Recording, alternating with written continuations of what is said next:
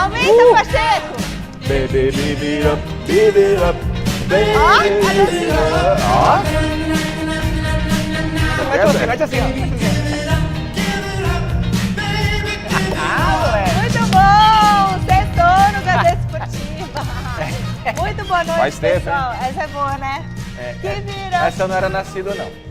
Eu não era, mas você conhece, não conhece? Eu não conheço, não era nascido Não nessa. conhece, Eu não José? conheço. Kissy and Sunshine Band. Ô, Eu conheço essa música porque eu ia no show do Grupo Nós. melhor parar por aqui. Quem é lá de Ribeirão Preto, do interior de São Paulo, sabe? Ricardo Paes, Fer Pacheco, André Barbieri. Precisa pôr um chique show aí. Tem chique show bom, hein? Essa eu já fui. Estamos aqui, galera. Sextou. Vamos agitar a sua sexta-feira. Bora que vai ser muito bom. E comigo aqui no estúdio tá essa dupla maravilhosa que eu amo, que toma conta do meu coração, do meu pulmão, baço, fígado, todos os órgãos. Osmar Garrafa! Hoje promete o programa. O homem da manobra, Osmar Garrafa, ele mesmo. Vai fazer a manobra, Garrafa? Vamos fazer com o diretor agora. Bom, programa de hoje a gente vai falar. Olha ele aqui, ó. Ó, classificação do Corinthians pra Copa do Brasil! Classificou. Coringão, Só 3 a 0. faltava não, né, gente? 3 a 0, Coringão. Salazar tá no Parque São Jorge com as notícias quentinhas do Timão. Pegou chuva, Salazar. Que caiu um toró, hein? Não, ele não molhou, não. Porque se molhar é de açúcar. Não é de açúcar, não. Abração pro Bacete também. Tem amigo. também. Bacete tá de Grande volta, Bacete, beijo. Bacete não é mais de açúcar, ele era de açúcar. Bacete, pra você, te amo. Tem também a preparação do São Paulo pro duelo de domingo contra o Guarani. Ó, o Guarani. E o Palmeiras? O Palmeiras volta a campo amanhã. A Marina vai trazer pra gente as novidades do time do Abel Ferreira. Tá lá posicionada a noiva. E também a dívida, né? Que tá gerando polêmica no clube. Porque tem a dívida, hein? Tem. Comecei a falar da dívida aqui. Agora apareceu. Agora tá aparecendo a dívida do Palmeiras. então é isso aí. Tem ainda Santos, Fluminense e muito mais. E o Chico Lang, hein? Contagem regressiva pro Chicão tá com a gente no Mesa Redonda. Dicas! Bom, nós voltamos por aqui e a gente começa o programa com uma notícia triste, viu? O ex-piloto Wilson Fittipaldi Jr. morreu hoje, aos 80 anos. O Wilsinho, como era conhecido, estava internado desde o Natal passado, quando engasgou um pedaço de carne e sofreu uma parada cardíaca. Ele vinha passando por tratamento desde então, mas infelizmente faleceu hoje. Nós desejamos aqui muita força para a família, para os amigos e o nosso muito obrigado a esse grande nome do esporte brasileiro. Foi uma fatalidade. Que coisa triste. Ontem teve muita polêmica na Recopa Sul-Americana entre Fluminense e LDU. O tricolor perdeu no Equador, saiu na bronca com a Argentina. Dá uma olhada e depois a gente conversa sobre contra quem? A arbitragem, né? A gente conversa sobre os lances. Pelo jogo de ida da Recopa Sul-Americana, o Flusão foi a Quito enfrentar a LDU.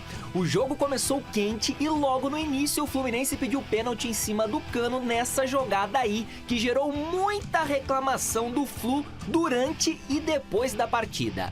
Então hoje nós jogamos contra um rival forte, contra a altitude e contra a interferência do árbitro. A situação do tricolor piorou com apenas 13 minutinhos de partida quando o Marcelo saiu machucado. A partir daí, o que se viu foi um verdadeiro massacre da equipe do Equador, que desperdiçou chances ao longo do primeiro tempo e quase abriu o placar depois dessa falha bizonha do Fábio. E ó, a segunda etapa não foi ali muito diferente não, viu? A LDU amassou o Fluminense, mas esbarrou tanto em Fábio quanto na própria falta de pontaria. O jogo se encaminhava mesmo para o empate quando aos 48 do segundo tempo o atacante Arce escorou para o gol a cobrança de falta que novamente gerou muita, mas muita reclamação. E aí, lance no mínimo estranho, né? Infelizmente o jogo é manchado pelo que todo mundo viu, um erro muito grosseiro da arbitragem. A gente sabe que medidas vão ser tomadas, porque não pode ficar assim, porque é diferente de você ter que interpretar o lance. O lance do pênalti não tem interpretação. O do impedimento tem interpretação, inclusive a falta que ele deu tem interpretação. Calma aí, ninguém vai fazer pergunta falando do árbitro? Ninguém vai fazer uma pergunta contestando aquilo que aconteceu no jogo? Vai ficar por isso mesmo? Ninguém vai fazer pergunta, ninguém vai contestar. Isso é complicado, gente. Ninguém enxergou, ninguém viu o que aconteceu. Pelo amor de Deus, né? Somos profissionais, pai de família, 6 horas de viagem. Isso aqui é a minha vida, isso aqui é a nossa vida. Ninguém fala nada.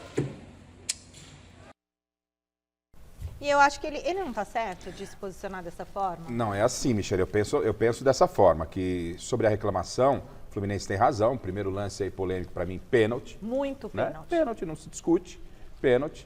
O Fluminense foi prejudicado. No outro lance, houve um ajuste, a confirmação para o VAR, aquela história da unha, que eu não gosto, mas olhando aí pela imagem de televisão também estaria impedimento, mas o VAR acabou dando impedimento. E o Fluminense foi prejudicado, isso não foi a primeira vez que o Fluminense foi prejudicado, também não vai ser a primeira vez que a LDU vai ser beneficiada e vice-versa, porque isso acontece sempre. Agora, o Felipe Melo, ele poderia ir às redes sociais, né? Vai às redes sociais. Quando você não quer falar, você não vai na rede social. Agora ficar perguntando, vocês não vão me perguntar aí sobre isso. Mas quando a gente quer falar com vocês, vocês não querem falar. Agora você quer saber o que a imprensa tem que te perguntar? Vai na rede social, vai lá no seu Instagram e fica gritando. É mais fácil, não é verdade? Porque a relação está muito chata hoje. Os profissionais parece que só se lembram desse canal, não é? Que é o canal com o torcedor, não é o canal com a gente, porque não muda nada o Felipe Melo falar comigo ou não falar. Né? A forma de chegar na torcida do Fluminense é através também da imprensa. Isso faz parte do trabalho dele. E aí o seu Felipe Melo vai lá e dá um piti na mesa. Não, vamos falar, vocês não vão perguntar. Felipe Melo, vai na rede social, vai lá no seu Instagram lá reclamar, vai. A gente sabe que quando convém, muitos jogadores têm uma atitude, quando não convém, tem outra. E a reclamação dele tinha razão. Sim, okay, sim, mas sim. Dá um tempo, Agora, a partir do momento que eles escolhem uma hora falar, uma hora passar na usina mista, outra hora não passar, então aqui desse lado também pode se escolher o que vai ser perguntado, o que não vai ser perguntado. Cada um na sua. Cada um na sua função. Mas o Felipe Melo, ele não é um atleta bastante solícito à imprensa? Quando convém, Michele. Michele, não Quando tem. convém pra Hoje ele. mudou essa relação. Sim. Mudou, a gente respeita, mas eles também têm que respeitar. Ué. Eles não podem pautar, né? Exato, O nosso trabalho a gente está aqui para fazer da melhor maneira possível e o Felipe Melo faz o trabalho dele da melhor maneira possível. E em relação aos lances, é o que o Garrafa falou, esse lance aí do impedimento, a câmera se está posicionada de um jeito, se está posicionada do outro, aí é impedimento, não é sempre muito complicado quando envolve um lance tão ajustado assim como foi esse gol da LDU. E em relação ao pênalti, o atleta da LDU tinha que ter sido até expulso, na minha opinião. E para o jogo do goleiro. E para o jogo da volta, Zé, o Fluminense tem toda possibilidade no Maracanã de inverter esse resultado. O Fluminense tem um bom time. O problema é que antes desse jogo da volta, o Fluminense tem um Fla-Flu. É isso. E também houve uma reclamação reclamação para que não tivesse o jogo, o Fla-Flu. Enfim, gente, o calendário está aí. É esse. O calendário está aí, não tem como. Se você não quer ter calendário, talvez jogue numa equipe pequena. O ideal seria que a gente tivesse mais espaço? Seria, mas não tem. Isso é para todo mundo. Bom, tá na hora de falar de dívida do Palmeiras, é isso mesmo. Mas é assunto antigo, viu? Tá estourando agora. Marina Buffon na tela, boa noite, Má. Explica pra gente o que está acontecendo. Oi, Michele, boa noite para você e para todo mundo que está acompanhando a gente. Pois é, né? Hoje a gente soube aí por nossos colegas do GE, que teve acesso ao documento oficial, que o Palmeiras foi condenado a pagar 70 milhões de reais para a antiga patrocinadora, bem antiga mesmo, lá em 2010, a Samsung. Naquela época, vocês devem se lembrar, o presidente era o Beluso, não era a Leila Pereira, obviamente. Naquela época, o Palmeiras era patrocinado pela Samsung, o valor aí era de 15 milhões de reais por ano, e a Fiat veio e trouxe uma nova proposta de 26 milhões de reais, e então o Palmeiras rescindiu o contrato com a Samsung, que entrou na justiça desde aquela época, desde o segundo semestre de 2010, que esse processo está correndo na justiça, e então ocorreu a primeira instância, Palmeiras foi condenado, era um valor bem menor do que foi condenado agora em segunda instância, 70 milhões de reais, com juros, correções, enfim, chegou a esse valor total. A gente lembra que a Leila Pereira, atual presidente do clube, chegou a comentar recentemente, nesse ano, final do ano passado, sobre esse valor da dívida, que essa dívida estava correndo na justiça, ainda está correndo, essa sentença não é definitiva, o Palmeiras pode recorrer a instâncias superiores para tentar reverter esse valor, mas é algo muito difícil. O próprio Palmeiras, inclusive, em uma nota oficial, comentou que não fala sobre esses processos que correm na justiça e só falaria realmente nos autos do processo, Mas o Beluso, que é então o mandatário daquela época, falou uma entrevista ao UOL hoje que é culpado dessa situação. E aí eu vou abrir aspas para o que ele falou na coluna do UOL, abre aspas, tenho a impressão que usamos o dinheiro que a Fiat depositou para outros fins, mas não tenho certeza disso. Que dinheiro? A Fiat seria responsável por arcar com esse valor da rescisão, que na época seria de 7 milhões apenas. O Beluso, então, aqui está dizendo que ele é o responsável por esse processo todo que aconteceu e que esse dinheiro, ele não se lembra direito, mas que imagina que o Palmeiras estava ali com muitas dívidas em outros setores também, teria depositado esse valor para um outro setor do clube. E aí eu deixo com vocês, então, para falar, porque essa dívida vai crescendo, né? Vai corrigindo o valor, os juros, enfim, mas nesse momento de 70 milhões de reais, que dor de cabeça, né, Mi? Bom, com certeza, né? Mais 70 milhões, porque o Palmeiras tem uma dívida aí que a gente comentou outro dia, e agora mais 70 milhões. Fala, Garrafa. A presidente que aí está, no caso a Leila, ela aconteceu um episódio apenas, mas como está acontecendo no Corinthians. Ela abriu uma gaveta e de repente descobriu uma dívida de 70 milhões. De outra gestão, mas quando você assume o clube, você tem bônus e ônus. Exatamente. Ou seja, quem deve é o Palmeiras, mesmo com o Beluso, o professor Luiz Gonzaga Beluso tendo assumido que na época aí o Palmeiras não tomou a conduta correta. De qualquer forma, é mais uma dívida e é um problema para Agora, o Beluso, um economista experientíssimo, né? Como que, eu não sei o que eu fiz, como assim? Gente, não dá. Você é presidente do Palmeiras, se tem um contrato amarrado para que a Fiat deposite um valor aqui e você quite um valor com a antiga patrocinadora, você tem que fazer isso. Agora, recentemente, por exemplo, o São Paulo trocou lá a casa de apostas que estava patrocinando o clube e já arrumou ali no contrato, já amarrou tudo direitinho para pagar a rescisão da Sportsbet. Eles não pagaram, então, a rescisão com a Samsung. Exato, Isso, não pagou. o dinheiro entrou. Receberam da Fiat. E cadê o dinheiro? O dinheiro... O Beluso, experiente demais, gente. Ô, tia Leila, sabe o que a senhora faz? Como Pega isso? seus advogados do Verdão aí, porque se entrou o dinheiro no caixa do Palmeiras, tem que ter a responsabilidade de quem assinou.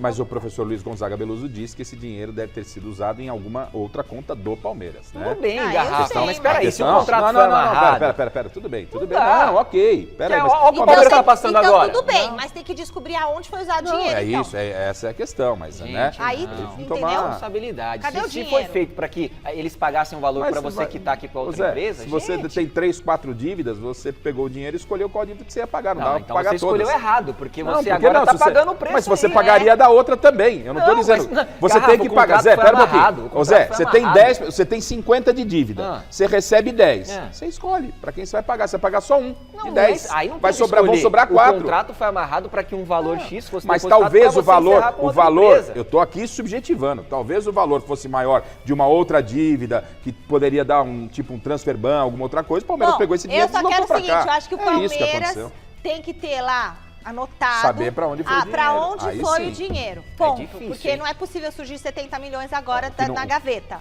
É E isso o Palmeiras já tem também um embrólio com a W Torre, uma outra dívida, Pois uma outra é. questão, quer receber, né, da W Torre. Enfim, são questões jurídicas que o presidente de um clube tem que saber gerenciar. Bom, vamos falar do Santos agora? aí. Bora.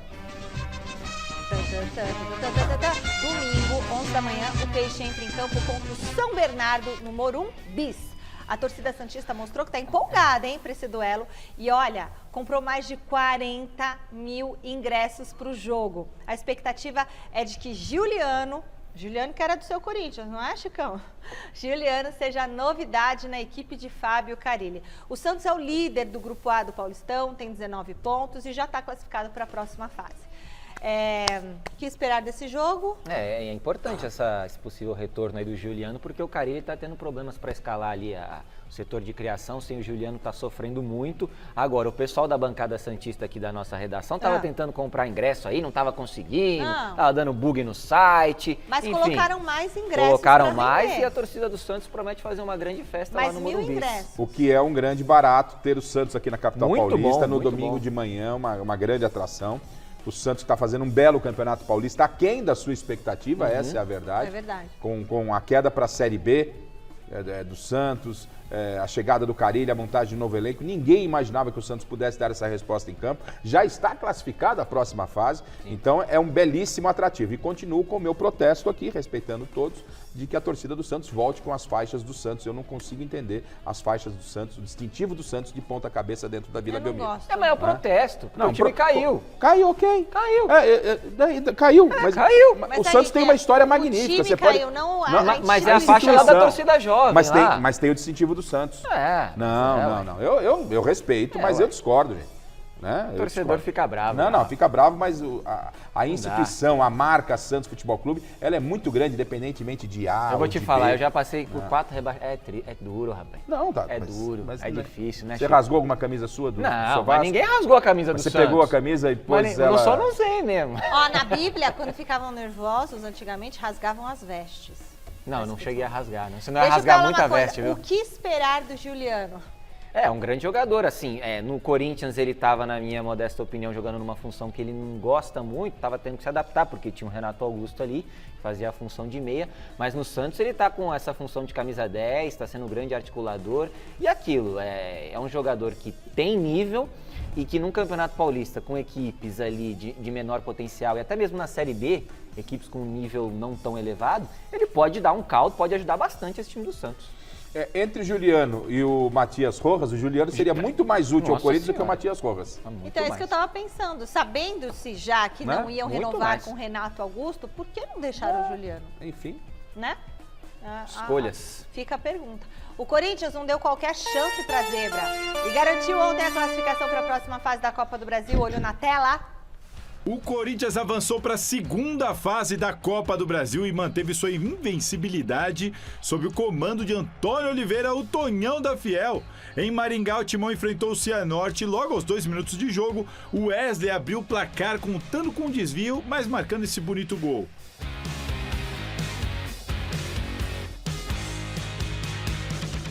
Pouco depois, nova jogada do garoto pela esquerda e Maicon acertou a trave. Aos 30, o Cianorte errou na saída de bola e Romero não perdoou. Corinthians 2-0.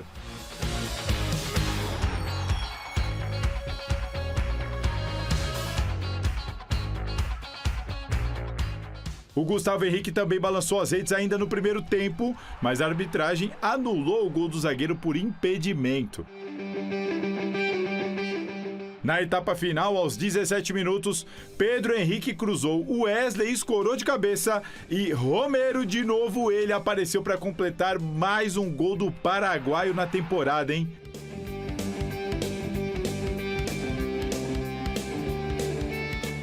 O Timão teve boas chances de fazer o 4º gol em pauladas de fora da área de Guilherme Biro e Gustavo Henrique. Mas ficou nisso o placar final, Cianorte 0, Corinthians 3. Com Antônio Oliveira, a equipe do Parque São Jorge agora soma 3 vitórias e 1 empate, hein? Uma vitória segura, tranquila de uma equipa que desde o início percebeu ao que é que vinha, portanto vínhamos com o intuito claro de passar à eliminatória seguinte, portanto conseguimos a classificação, os jogadores por isso estão de parabéns. A invencibilidade não quer dizer nada, eu acho que é importante nós continuarmos a ganhar jogos, mas que o próximo será sempre para nós o mais importante, portanto é preciso nós termos os pés bem assentos da terra, o caminho é longo, o caminho é muito longo, temos de trabalhar muito para cada vez tornarmos uma equipa melhor, porque a qualidade é o que abunda neste elenco, estou muito orgulhoso deles, muito satisfeito. Agora é preciso descansar porque temos um jogo extremamente importante no domingo, onde queremos mais uma vez estar frescos, quer fisicamente, quer mentalmente, predispostos para podermos, diante da nossa torcida, dar tudo para ganhar os 3 pontos. E aí, Chico Lang, tá feliz com o seu Coringão? Agora engrenou? Olha, ainda não, Michele, porque está faltando entrosamento. Eu não vou dizer para você que engrenou, porque eu não quero enganar ninguém, entendeu? Mas foi um resultado interessante, porque colocou o Corinthians na próxima fase da Copa do Brasil. E só isso também. Não vamos exagerar, que tem muito chão pela frente ainda. E tenho dito. Isso aí. E aí, Garrafa? Concordo plenamente com o Chico. Né? Fez bem a lição de casa, o fato do gol ter saído logo no início, isso, de uma certa forma, dá uma, né? Facilita o trabalho do Corinthians, lembrando que que essa jogada do Wesley acabou saindo um gol contra, né? Ele passa pelo lateral, vai lá no fundo, ele procura alguém na pequena área e aí leva a sorte, a bola bate no zagueiro e vai para dentro do gol. Isso ajudou demais o Corinthians, mas que cumpriu bem o seu papel, e o importante nesse momento de troca de treinador, uma troca de filosofia com toda a pressão que o Corinthians vinha, são os resultados positivos. Ele já vai para o 4º jogo sem nenhuma derrota, 4º, 5º jogo, não é isso? Com o Antônio ainda não perdeu, com o Tonhão. O Tonhão da Fiel. Tonhão da Fiel chegando e o astral mudou. E isso fica muito claro que o problema não eram os jogadores, era o Mano. A coisa tinha azedado lá, não estou falando da qualidade técnica do Mano Menezes, não, mas não tinha clima entre jogadores e treinador, porque esse Corinthians começou a jogar, mas tem muito a melhorar, como disse o Chico. Primeiro eu queria destacar o Romero, né? Rapaz, que coisa, né? Jogando de centroavante, porque Yuri Alberto não tava, enfim. E ontem eu falei aqui, porque o Salazar falou, quem que teria que sair do time? Ela falou, Romero não. O Romero 5 gols aí já nessa temporada. Esse foi o mérito do Mano. Recuperar o Romero. Sim, com certeza, mas ele jogando ali na função de 9, muita gente, não tem atacante. Ó o Romero aí! O Romero tem a cara da Fiel, Chicão, ele tem a cara do Corinthians, ele veste essa camisa, cai bem nele, não pesa. Então tá jogando bem, um jogador que em uma grande fase tem que ser utilizado. Agora, essa primeira fase da Copa do Brasil, ela é muito, muito cruel com os grandes. Por quê? Porque um vacilo... Com os pequenos também. Mas joga toda a responsabilidade pro grande. Tipo o Cruzeiro. Eu tava assistindo com o Garrafa o jogo do Cruzeiro, né, Gata? E aí, cara, quando o Cruzeiro foi eliminado ali, você fica, meu Deus do céu, mas o que tá acontecendo? Por quê? O grande, ele entra... Exatamente. Então, assim, o grande, ele entra na responsabilidade de ter que mostrar que ele é o grande, ter que passar de fase. E o Corinthians foi lá muito bem, conseguiu na tranquilidade, mas é uma fase que pode ser bastante cruel para os times grandes na Copa do Brasil. E o Corinthians fez o seu papel. Mais informações do Corinthians por aqui, agora com o Thiago Salazar, direto do Parque São Jorge. Boa noite, Salazar. Choveu por aí ou não choveu? Aqui na Moca choveu, na Paulista choveu. E por aí choveu. Não, aqui não é a Moca, mas eu sei que a Moca choveu porque minha mãe estava com as crianças lá. Não posso, diretor, obter informações de outro bairro? Porque aqui na Paulista deu um trovão que eu achei que era o fim do mundo. O que você separou pra gente, Salazar? Fala, Michele, boa noite para você, para todo mundo que está acompanhando. Olha, eu não sei como, mas a gente não pegou um pingo de chuva, Michele. O pessoal falou para mim que choveu muito na Paulista. Eu falei, eu saí de lá, mas não peguei chuva. E quando eu cheguei aqui, o pessoal falou, olha, Salazar, você deu sorte porque choveu muito aqui. Então eu acabei não pegando chuva nenhuma. Mesmo assim, começou a trovejar agora, por isso que a gente mudou de lugar e viemos aqui por uma parte coberta para poder passar aqui o noticiário do Corinthians com calma e tranquilidade. O Corinthians, depois dessa classificação na Copa do Brasil em cima do Cianorte, volta as atenções para o Campeonato Paulista. O Corinthians ainda pretende conseguir essa classificação às quartas de final do Paulistão. Vai pegar a Ponte Preta nesse domingo, 8 horas da noite, na Neoquímica Arena. Estaremos lá acompanhando tudo desse jogão. E olha, talvez tenhamos novidades na escalação para esse jogo contra a Ponte Preta. O Yuri Alberto está se recuperando, está treinando. Existe uma possibilidade que não é pequena do Yuri Alberto ser relacionado. O Pedro Raul é um probleminha um pouquinho mais complicado porque é uma lesão na coxa, ele já está recuperado, ele está naquela fase de transição, depende então do departamento físico sentir confiança de que o músculo dele está pronto para ir para o jogo até o dia do jogo, até pelo menos amanhã quando sai a lista de relacionados, o Pedro Raul vai ter essa confirmação, se vai ou se não vai para o jogo. Outra questão do Corinthians é o Igor Coronado. O Igor Coronado, o que ele precisa é de ritmo de jogo. E ele quer jogar nesse domingo. A informação, inclusive, confirmada pelo próprio Igor Coronado, é de que ele gostaria muito de fazer essa estreia em casa já nesse domingo, nem que seja para jogar 5 ou 10 minutos, disse ele. Ele precisa de ritmo aí e tudo mais, ou seja, existe uma grande expectativa, pode ser que o Corinthians tenha aí bastante novidade para esse jogo de domingo contra a Ponte Preta. E sabe uma novidade que não está relacionada a campo, mas está relacionada a esses jogadores aí lesionados? É a mudança na chefia do departamento médico do Corinthians. O doutor Fábio Luiz Nove, inclusive muito amigo nosso aqui da Gazeta, né? Se eu não estiver enganado, é o médico aí que cuida do Garrafa e tudo mais. Ele pediu desligamento da chefia chefia do Departamento Médico do Corinthians, ficou aí só 2 meses no cargo, teve um probleminha particular ali, problemas para resolver, pediu para sair, e o Corinthians então efetivou para essa função, para liderar o Departamento Médico do Corinthians, a doutora Ana Carolina Cortê. Ela, que já está no Corinthians desde 2018, agora vai coordenar as áreas de... Vamos lá, porque o departamento médico não é... O pessoal acha que é pouca coisa, não é não. Ela vai coordenar as áreas de fisioterapia, enfermagem, massoterapia, nutrição e psicologia. Vai ser tudo com ela. Ela agora vai mandar em tudo. Ela é pós-doutorada em exercício do esporte. Ela trabalhou como gerente do COBRE, o Comitê Olímpico Brasileiro, por 10 anos. Chegou no Corinthians em 2018, a primeira mulher num departamento de futebol masculino profissional. Enfim, está aí fazendo história a doutora Ana Carolina. Desejar toda a sorte para ela, sendo pioneira. E o Corinthians está de parabéns, né? Colocando uma mulher para ser chefe do departamento médico do futebol masculino, quebrando barreiras aí, o Corinthians e a doutora Ana Carolina. Vamos ver se ela vai conseguir colocar o Yuri Alberto, o Pedro Raul, todo mundo à disposição para esse domingo. E ainda tem o Igor Coronado, né? Vou passar a bola para vocês e daqui a pouquinho eu volto com uma missão que, olha, eu quero ver a galera montando o Corinthians com os reforços que chegaram. Mas isso é assunto para daqui a pouco. Beleza, Salazar? Bom, primeiro o Dr. Fábio Novi, boa sorte a ele nessa nova caminhada, né? Que ele resolva aí os seus problemas. O Corinthians perde um grande profissional.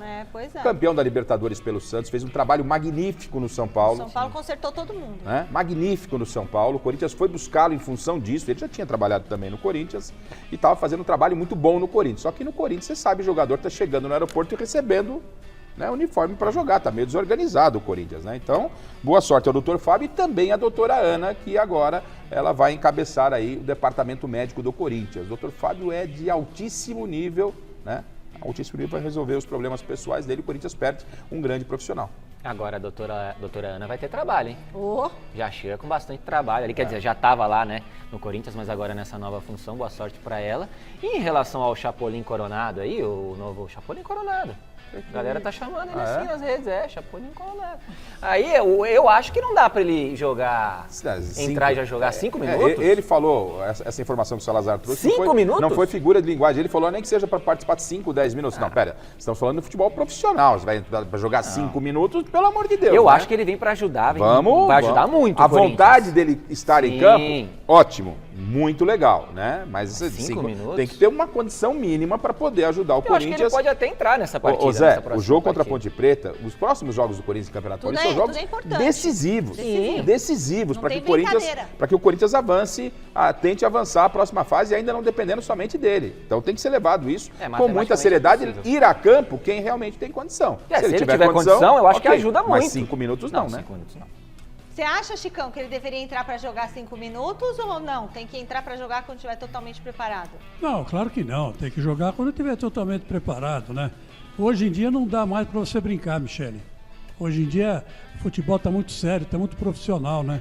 Agora ele deve ter usado isso como força de expressão. Para mostrar que ele está com vontade. Eu acho isso, para falar assim, galera, eu tô aqui, tô com vontade, se agora, quiser jogue, eu jogo. O problema é não precipitar nenhum tipo de estreia, porque é uma intensidade diferente do que acontecia no mundo árabe, ele já não vinha jogando, então você tem que colocar o jogador em condição, porque se você coloca o jogador, o que acontece? Aí tem uma lesão, você fica 4, 8 semanas vai dar trabalho vezes, a mais para a doutora. Vai dar trabalho a mais para a doutora. Então vamos com calma. E colocar em campo quem realmente tem condição. Aproveitando aí o nosso público, telespectador, lembrando, domingo, Chico Lang volta para a bancada do Mesa Redonda, vai estar esperando para analisar todos os jogos, analisar o Corinthians, daquele jeito que você gosta. Chicão. Tem muita gente pedindo Chico Lang de volta. Chico Lang, querido! E o jornalista Celso Unzelt também estará conosco. Grande foi meu professor aqui na Casper. Professor da Casper. E o ex-zagueiro Rodrigo também estará conosco aqui. E eu xerifão, também, e o Garrafa. E Miller, Paulo Sérgio, mestre. O mestre, todo o Brasil. Beijo para Alex e para Francisco, do Jardim Vera Cruz. Certo? São fãs da Michele, do Chico, do Garrafa, do Zé, toda a equipe aqui do esporte. Um beijo para vocês. Falei para passar meu e-mail, para vocês concorrerem a presentes do Mesa Redonda. É isso aí, eu sempre vou distribuindo meus e-mails. É isso aí. Vou distribuindo. Pessoal da açougue, tome. Vamos lá, tome. Na feira. Caralho, na feira. feira. Aí vai o e-mail, manda e-mail, participe, porque o pessoal sempre pede Só do presente. Uber. Eu falo, é isso aí. Hashtag mesa redonda no Twitter. O que bancada com o Zé? Para eu falar com o Zé agora? A sequência é aqui, Zé. Ele falou, Então vamos o filho lá. falou que é para eu ficar aqui com vocês. Porque é o seguinte, sem vencer a 3 jogos no Paulistão, o São Paulo tenta se recuperar no domingo às 6 da tarde contra o Guarani. A grande dúvida da torcida tricolor é a seguinte, José Paz, Opa! Lucas joga ou não joga? Essa perguntinha é fácil sua, né? Agora sim, eu acho, pelo que eu tô apurando aí e tal, que ele vai ter condição de jogo. Vai ter condição, pode ser uma peça importante. Ele, o Wellington Rato e o Igor Vinícius, né? Que estão no departamento médico há um tempinho aí. O São Paulo treinou hoje no período da manhã lá no CCT. Até o Alan Franco, que teve um probleminha ontem na coxa, treinou também. O São Paulo deve ter nesse jogo aí, terá com certeza uma zaga reserva, porque o Diego Costa e o Arboleda estão suspensos. Então deve jogar ali o Alan Franco junto com o Ferrarese. Se o Alan Franco não tiver condição, pode ser o Matheus Belém também, um menino aí da base de Cotia. Vai ser um time modificado, mas que pode ser reforçado com a volta do Lucas, que é o principal jogador do time hoje. E o São Paulo precisa vencer, porque está fora da zona de classificação no seu grupo, no grupo D, foi ultrapassado pelo Novo Horizontino e também pelo São Bernardo. Então é um jogo de suma importância, fora de casa, contra o Guarani. Então quem puder jogar, com certeza o Carpini vai colocar, porque a vitória é de suma importância. Então, quando o Carpini assumiu o São Paulo, início de temporada, ele usou a base toda, praticamente tudo aquilo que o Dorival tinha deixado para ele. Né? E a coisa foi acontecendo e foi uma atitude acertada dele. Aí, com essa sequência de lesões, o calendário muito espremido, pouco tempo de pré-temporada, começam a aparecer as lesões. Ele perde alguns jogadores e aí ele é obrigado a mexer no time e não está se encontrando. E na coletiva do último domingo, o Carpini deu uma declaração que me chamou a atenção. Ele falou, estou muito feliz com a volta provável do Igor Vinícius, Lucas, Wellington Rato, eu quero ter força máxima. O que o Carpini tem que entender, com todo respeito, que ele hoje é técnico do São Paulo, o calendário do São Paulo é muito grande. Dificilmente Abel, o Tonhão da Fiel, você, Carpini, vão ter todo o elenco para estarem à disposição. Não tem. Vai ter que encontrar São momentos raros, porque é jogo atrás de jogo, diferentemente do que era com a Água Santa. Então essa ilusão de que você vê, voltou o pessoal da frente, mas já mexeu atrás. E até por isso eu acho que o Rames pode ser importante, pode ser uma peça a ser utilizada.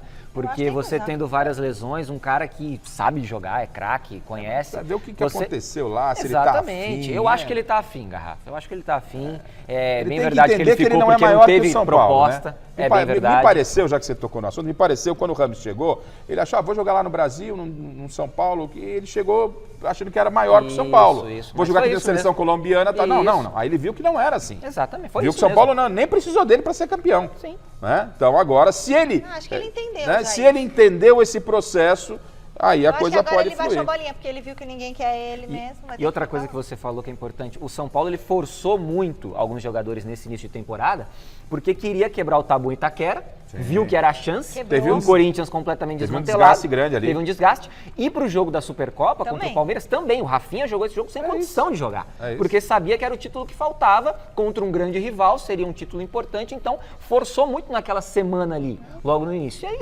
isso você acaba pagando o preço por forçar muitos jogadores. O boleto chega, tá chegando, mas foi um risco calculado. O São Paulo sabia que isso podia acontecer. Mas o Carpini tem que ter esse entendimento, Zé. Não, mas ele tem. É óbvio. Pela coletiva, me parece. Não, tô muito feliz agora. Eu não vejo a hora de contar com todo ele. É uma coisa que vai ser raro. Volta e sai outro. Você vê, voltou. Nossa, ficou lindo lá na frente. Voltou Lucas, volta Rato. Aí você olha pra trás, você perde o Arboleda, você perde. Né?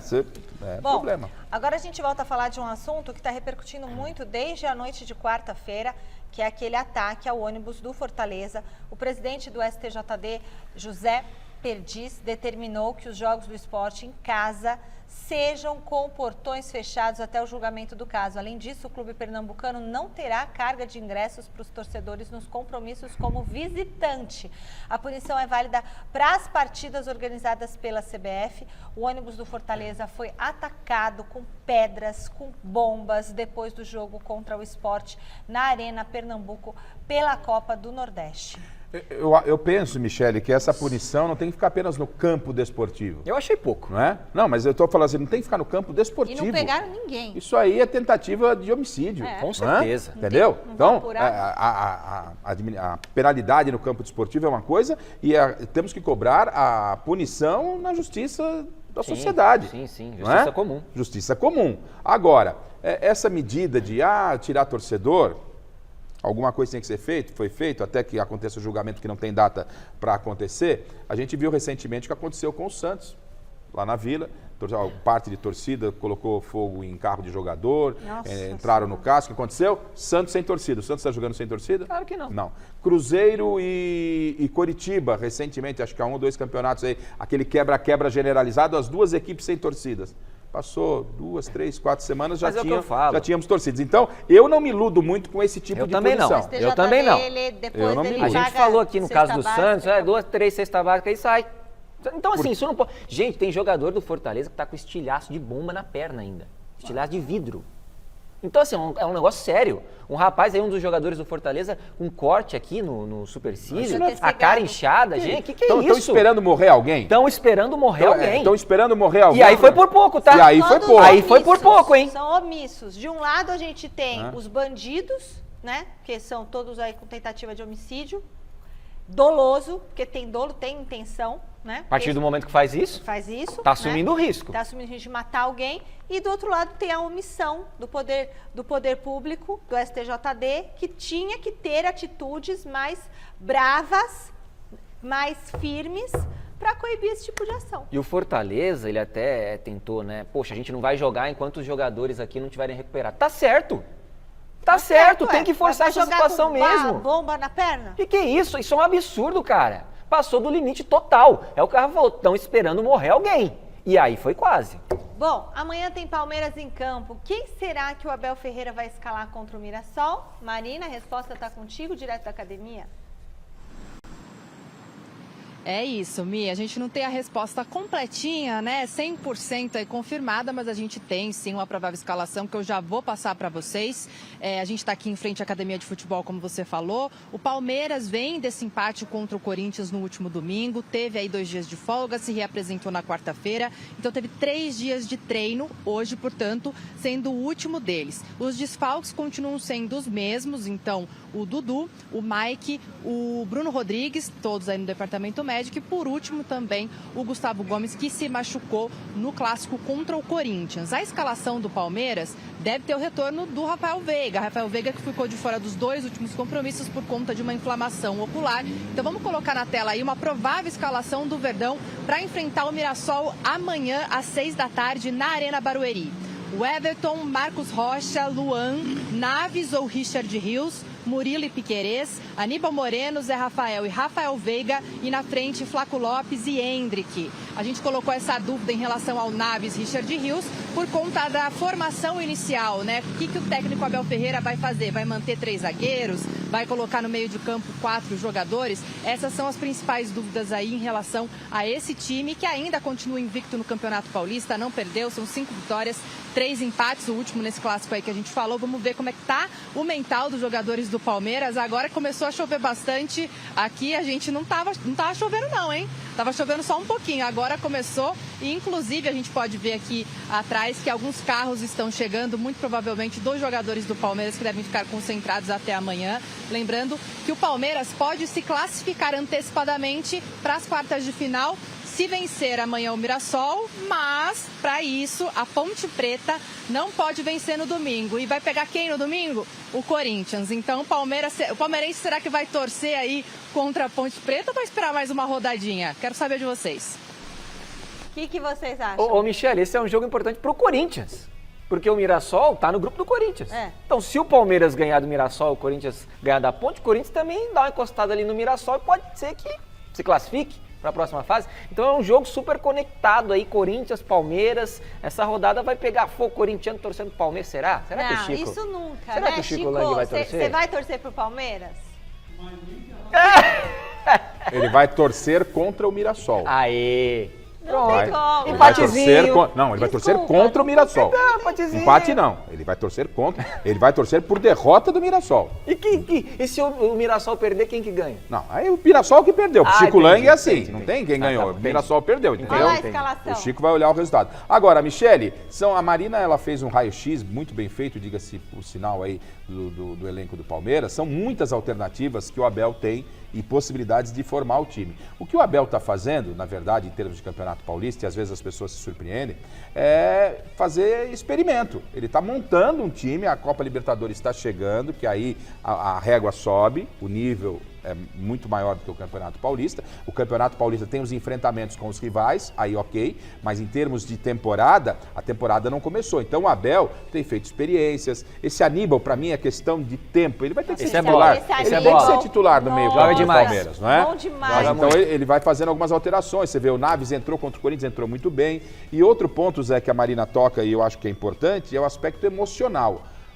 O emocional dos jogadores do Corinthians depois daquela vitória ficou em alta, né? Foi muito bom. Empate, né? Mas teve sabor de vitória. O Chico Lang está aqui fazendo No foi Mesa vitória. Redonda eu também falava vitória, porque mas, foi gente, muito vitória. Isso é como vitória. É como vitória, né? E foi como derrota para a torcida do Palmeiras. E aquele resultado, no aspecto emocional, ajudou demais o Corinthians. E você perder para um rival como perdeu, da forma que perdeu, tem algo que vai colocar uma pressão para esse jogo contra o Mirassol. Agora, que meio campo esse do Palmeiras, hein? Olha isso, Zé Rafael, o Aníbal, aí você tem o Rafael Veiga, o Hendrick voltando agora da seleção e o Flaco Lopes que desandou a fazer gol. Então, nessa Que formação isso, aí... gente? Que time é esse, cara? É que nessa formação que tá aí, o Rios está entrando ali também como um zagueiro. Sim. Aí depende do que o Abel vai fazer. Se ele quiser empurrar, quando volta o Gomes, ele quer empurrar o Rios para frente, aí ele precisa mexer naquele setor de meio campo. Mas isso eu não vejo como problema, eu vejo como alternativa. Como solução. É isso. O problema... A questão do Flaco Lopes é bem aquilo, o time bom ajuda o time bom potencializa jogador médio, jogador, isso, né? E o time ruim, ele afunda jogador bom. Vide e Yuri Alberto. Então, porque bom, de verdade. Eu nunca achei o Flaco Lopes, entendeu? O Flaco Lopes. Mas olha só, olha o que esse time tá fazendo. O Flaco Lopes só faz gol. Deixa ele lá, não mexe nele. Atacante não tem que jogar bem ou mal, Tem né? que fazer gol. Atacante tem que fazer gol. E goleiro defender. Sabe quando o técnico tem tanta opção para escalar o time que ele fica até difícil, né, de chutar quem vai começar como titular? Então, o Antônio Oliveira, o Tonhão da Fiel, aliás, nós que falamos aqui, o Garrafa que falou pela primeira vez, o Tonhão da Fiel, ele tá com gente sobrando no meio campo e no ataque. Então, o Thiago Salazar, ele vai voltar, vai trazer uma tela mostrando pra gente todos esses jogadores desses setores. Porque ontem ele falou aqui no programa, a gente ficou tudo atrapalhado, então hoje ele explica e a gente vai tentar destrinchar essa questão. Fala, Salazar. Vamos lá, Michele, vamos montar esse time do Corinthians. Dá uma olhada, você zicou tanto, Michele, você não queria que a gente tomasse chuva? Mostra pra ela, Silvinho. Chegou a chuva aqui, Michele. O pessoal tá todo correndo pra dentro do Parque São Jorge. Olha aí, ó. Olha a galera aí. Pessoal correndo, tá tendo evento aqui, todo mundo fugindo da chuva, agora correndo para pegar o ônibus ali, enfim. É isso, chegou a chuva aqui que você tanto falou, Michele. Mas vamos falar do Corinthians, dessas opções. Bom, há pouquíssimo tempo atrás a gente viu o Cássio saindo muito bravo, né, daquele jogo lá em Itu, o Mano Menezes dando cutucada. Cadê os jogadores? Faltava jogador até no banco de reservas. Isso acabou. Chegou o Coronado, chegou o Pedro Henrique, o Corinthians recuperou o Romero, o Wesley crescendo, veio o Pedro Raul, o Garro, enfim, inscrito. Agora o Antônio Oliveira, tem bastante gente à disposição para colocar para jogar e o time engrenou, Michele.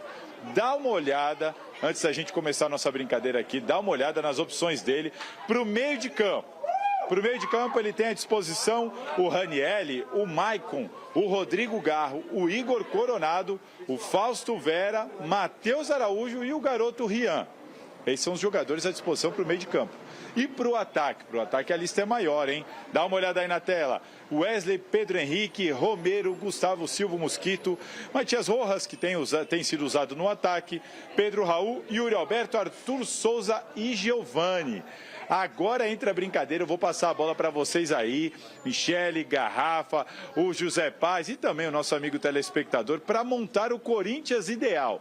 Lembrando que o Corinthians tem jogado com 2 volantes, um meia, 2 pontas e um centroavante. Mas quando o Antônio Oliveira chegou, ele armou o time de uma maneira diferente, com 2 centroavantes. Ele colocou Yuri e Pedro Raul juntos. Aí um machucou aqui, daqui a pouco o outro machucou ali, ele teve que mudar. Será que ele volta a jogar com 2 centroavantes? Agora não tem só o Garro de meia, agora você pode jogar com 2 meias se quiser. Enfim, essa é a brincadeira, eu vou passar a bola para vocês. Qual é o Corinthians ideal para esse momento?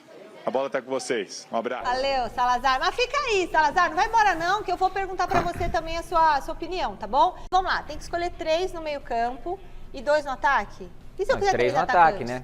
Ah, 3 atacantes, é isso que eu ia falar. Eu quero 3 atacantes. Então vai, começa, Zé Pai. Hoje. Põe as opções. Mas eu posso levar em conta que tá todo mundo à Todo disposição? Todo mundo. Você tem o Raniel, o Maicon, o Rodrigo Garro, Não, você hoje... tem o Coronado, o Vera, o Matheus Araújo e o Rian. Eu colocaria o Raniel e o Maicon junto com o Garro. Garro tem que estar. O Igor Coronado, na minha visão, aos pouquinhos pode ganhar essa posição ali no meio de campo. Não é aos pouquinhos, quem entra? Fala o Igor 3. Coronado pode ganhar do Garro. Então você... Não, peraí. Joga o Garro ou o Coronado? Não, o Garro. Vai jogar o Garro. Tá, Hoje.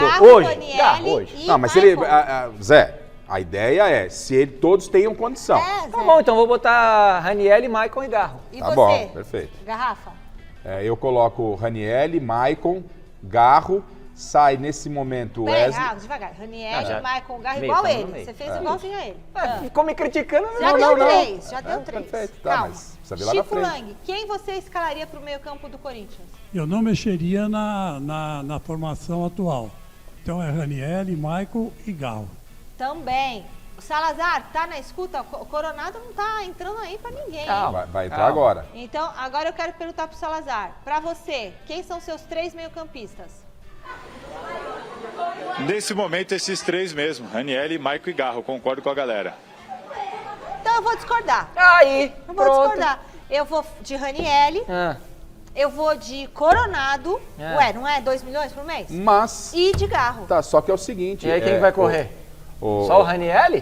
O Salazar, que acompanha mais de Tudo perto... é meio campo. O Salazar que acompanha mais de perto pode até falar, mas eu vejo que podem jogar Garro e Coronado, sim. Pode. Garro e Coronado pode, nesse claro meio que campo. pode. Mas aí vai... Você vai ter que abrir mão de um. Exato. Você pode abrir mão do Wesley. Você Perfeito. pode abrir mão do Wesley. E eu não abriria hoje mão do Wesley. É a questão. Você pode abrir mão do Wesley. O cara chegou, você vai ter 2 jogadores de muita qualidade, quem é que vai marcar? O Michael também é outro cara que sai. Mas é uma opção. Aliás, isso aí vai ser discutido, inclusive, também no Mesa Redonda, no próximo domingo. Mas eu não vejo a impossibilidade de Garro e Coronado jogarem juntos, não. Michele, você toca num ponto interessante, o cara chega pra ganhar muito dinheiro. Então. Eu sei, mas o futebol é quem tá jogando. Então diminui um atacante, ficam 2 no ataque, é isso? Não, aí com esses 3 no meio, eu escalaria lá na frente, já pode falar os atacantes Vamos aí, lá, agora não? os atacantes. Vamos ver as opções? Diretor, querido Fini, que voltou das férias, ele é o herdeiro das balinhas Fini. É ele? Não é, mas poderia ser, né? Ia ter bala sempre aqui pra gente. Escalação ideal no ataque. Olha, Wesley, Pedro Henrique, Romero, esse pra mim é indiscutível. Gustavo Silva, Rojas, Pedro Raul, Yuri Alberto, Arthur Souza e Giovani. Pensando que esteja todo mundo em condições. Tá bom, então eu vou de Wesley, Romero e Yuri Alberto. E você, Garrafa? Meu time é Romero, Yuri e Coronado, que aí ele não está entre os atacantes, está entre meio. Eu jogaria com mais um no meio e 2 lá na frente, Romero e Yuri Alberto. Eu deixo o Wesley como opção para entrar um pouquinho mais fresco no jogo. Romero, peraí, tem que escolher 3 aqui. Mas aí meu time joga Coronado, Michele. Ele mexeu no meio de campo, ele botou mais um no meio de campo. Mas e daí, se tiver que escolher aí vão ser esses 3 que estão jogando, Romero, Yuri e Wesley. Não tem questão. A questão é, com a entrada do Coronado, pode mexer. Você pode mexer. Pra mim, joga o Coronado no meu time. Eu tô partindo do princípio que esse cara foi contratado por uma bala que ele tem que jogar. Então tem que sair alguém. O Wesley tá chegando agora, é menino ainda, tem muito a dar ao Corinthians. Mas ele tá jogando bom. Mas ele tá jogando bom. Mas não é bom você ter alguém de qualidade também como opção? Então você põe. No meu time, eu gostaria de ver esse meio campo. O Coronado, o Garro, o Michael, o Raniel e lá na frente Yuri e Romero. Não posso pôr o Wesley, não posso pôr o Romero e não posso pôr o Yuri Alberto juntos? Eu acabei de botar. Pode. Então, é isso que eu vou pôr. No meu é esse. Pode. E o seu, Chicão? Ô Michele, o problema é o seguinte, hoje o futebol não precisa escalar só 3. Você pode começar com o trio lá na frente e mudando no decorrer da partida. Mas eu sairia com o Romero, Yuri Alberto e Wesley. Sairia assim, jogando, né? Sairia jogando, não é que tiraria. Então é a mesma coisa que... Não. Mesma Romero, coisa. Yuri Alberto e o o Wesley Wesley. é a mesma Não tem coisa. dúvida lá na frente, gente. Agora, se você o não põe legal Coronado é aí- que hoje você tem o Pedro Henrique, que é um bom jogador para compor o elenco, é um É cara bom, que pode até é ganhar, bom. porque não a titularidade. Você tem o Pedro Raul, que eu questiono muito a contratação dele, mas de repente é um cara que sabe fazer gol, se encaixar. Avaliação com amor ou pode com a ajudar. razão? Um pouco dos dois, né? Ah, tá bom. Eu vou perguntar pro Salazar, esqueci de perguntar. Ele tá lá E esse ainda? Arthur Souza, esse menino da base, também Ô, é bom. Salazar, pergunto duas coisas. Os seus 3 aí e o Mateuzinho. Como é que tá a situação do Mateuzinho? O Mateuzinho tá tudo certo. O Mateuzinho já estreou no derby, né? O Fagner segue ainda como titular, mas tem essa sombra. Eu não duvido, não. Eu acho que vai ser questão de tempo o Mateuzinho conquistar essa vaga de titular no Corinthians. E olha, se for para jogar no 4-3-3 hoje, disputa tá acirrada. Eu acho que hoje eu iria de Pedro Henrique, Romero e Yuri Alberto. Mas eu gosto da ideia que a Michele deu de mudar o sistema, tirar um volante e colocar um meio-campista, um atacante a mais, hein? E reparem como o Matias Rojas está ficando, ó, de escanteio. Certo. Bom, beleza, Salazar. Galera, relembrando, domingo, 9 da noite, Mesa Redonda Futebol Debate, comandado por Osmar Garrafa, com o retorno do Chico Lang para a bancada. Vai fazer assim, ó, e tenho dito, jornalista Celso Zelt, professor da Casper e ex-zagueiro Rodrigo. Tchau, Garrafa. Tchau, José Paes. Fique agora com o Jornal da Gazeta. Bom final de semana. Até domingo, galera. Tchau, Beijo. tchau.